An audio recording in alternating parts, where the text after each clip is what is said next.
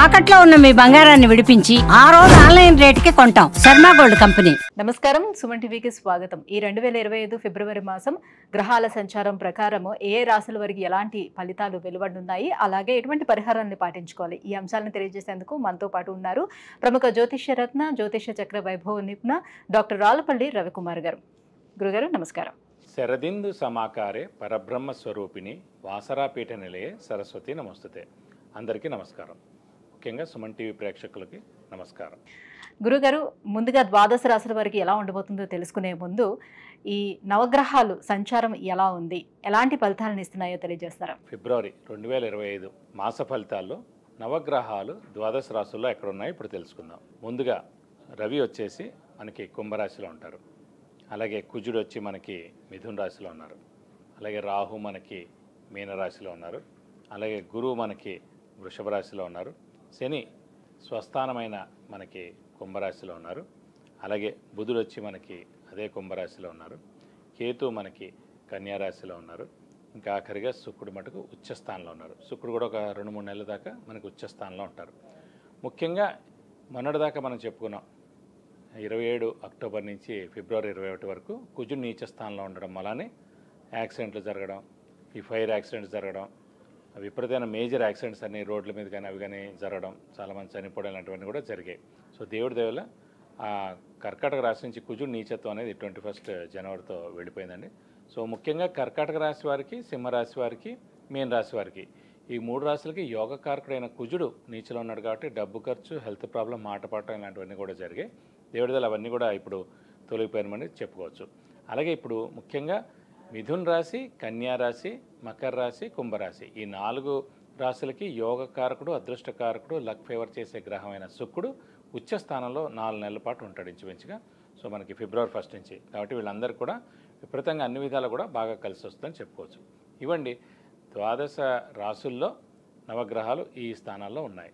గురుగారు, ఈ ఫిబ్రవరి మాసం మరి సింహరాశి వారికి ఎలా ఉండబోతుంది, వాళ్ళకి గ్రహాల స్థితిగతులు ఎలా ఉన్నాయి, ఏ గ్రహాలు వీళ్ళకి సపోర్టింగ్గా ఉన్నాయి? సింహరాశి అనగానే మనకి మఖ 1, 2, 3, 4 పాదాలు, పుబ్బ 1, 2, 3, 4 పాదాలు, ఉత్తర 1వ పాదం, ఈ నక్షత్రాల సమూహంతో మనకి సింహరాశిలోకి వస్తుంది. ఈ రాశి వారికి ప్రస్తుతం గురుబలం పరిపూర్ణంగా ఉంది.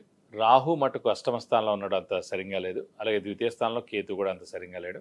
సప్తమ స్థానంలో శని ఉండడం చేత కూడా ఇంపాక్ట్ ఎక్కువగా ఉంది. రాహు అష్టమ స్థానంలో ఉంటే సాధారణంగా ఏంటంటే యాక్సిడెంట్ జరిగేందుకు అవకాశాలు ఉంటాయి అన్నమాట ఎక్కువ. సో వెహికల్ డ్రైవింగ్ కొంచెం జాగ్రత్త చేయండి. అంటే ఆల్రెడీ జాతకంలో కుజుడు చాలా బాగున్నాడు అనుకోండి, ఏ యాక్సిడెంట్స్ జరగదు. యాక్సిడెంట్ జరిగినా చిన్నది, జస్ట్ 1-2% జరుగుతుంది. చిన్న స్క్రాచ్ పడవచ్చు, లేదా అసలు మనకు బండికి పడుతుంది కానీ మనకేం దెబ్బలు కూడా తగలవు. అదే మన జాతకంలో కూడా కుజుడు బాగాలేడు అనుకోండి, కుజుడు రాహుతో కలిసిన, కుజుడు నీచలో ఉన్నా, అలాగే కుజుడు శని కలిసి ఉన్నా కూడా ఖచ్చితంగా మనకి ఇప్పుడు గోచారీత్య అష్టమంలో రాహు ఉన్నాడు కాబట్టి ఈ సమయంలో మనకి యాక్సిడెంట్ జరిగేందుకు అవకాశాలు ఎక్కువగా ఉంటాయి అన్నమాట. సో కాబట్టి మనం వెహికల్ డ్రైవింగ్ జాగ్రత్తగా చేస్తే మంచిది. మనం కామెంట్ చేసేలాగా వాళ్ళకి అనిపించడం, మనం సరిగ్గా మాట్లాడినా కూడా వాడికి ఏదో వ్యంగ్యంగా అనిపిస్తుంది అన్నమాట. అలాగే ధనానికి కొంచెం ఇబ్బందిగా ఉండడం, ఇవన్నీ కూడా జరుగుతుంటాయి అన్నమాట. అలాగే సప్తమ స్థానంలో శని ఉండడం చేత ఇదివరకు కూడా మనం చెప్పుకున్నామండి. సో సప్తమ స్థానంలో శని ఉండడం చేత, సప్తమ స్థానం అనేది భర్త లేదా భార్య, వైవాహిక జీవితం, అలాగే ఇమీడియట్ బాస్, అలాగే వ్యాపారవేత్తనగా పార్ట్నర్స్. సో పార్ట్నర్స్లో చిన్న చిన్న ఇబ్బందులు, తగాదాలు, మాట పట్టింపు రావడం, ఇమీడియట్ బాస్తో చిన్న చిన్న తగాదాలు రావడం, అలాగే భార్యాభర్తల మధ్యన అన్యోన్యత లోపించడం, మాట అనుకోవడం, ఇలాంటివన్నీ జరుగుతుంటాయి అన్నమాట.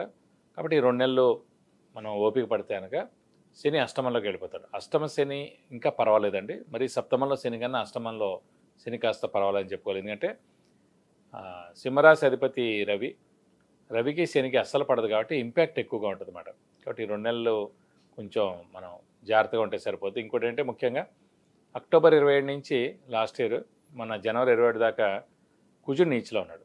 సింహరాశికి కుజుడే యోగకారకుడు, అదృష్టకారకుడు, లక్ ఫేవర్ చేసే గ్రహం. సో ఆల్రెడీ 4 నెలల నుంచి బోల్డ్ ఇబ్బందులు పడి ఉన్నారు. డబ్బు ఖర్చు, హెల్త్ ప్రాబ్లం, మాట పాడటం ఇలాంటివన్నీ జరిగాయి.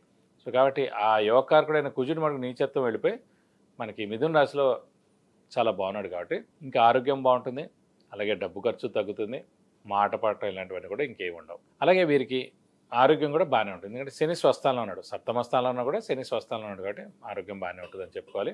ఆయుష్ కూడా బాగానే ఉందని చెప్పుకోవాలి. వెహికల్ డ్రైవింగ్ ఒకటి కొంచెం జాగ్రత్తగా చేస్తే సరిపోతుంది. అలాగే శుక్రుడు కూడా ఉచ్చలో ఉన్నాడు, దశమాధిపతి అయ్యాడు. దశమాధిపతి అంటే ఉద్యోగ స్థానాధిపతి అయ్యాడు కాబట్టి ఉద్యోగంలో కూడా చాలా అభివృద్ధి ఉంటుంది, కానీ నష్టమే ఉండదు ఉద్యోగస్తులకి.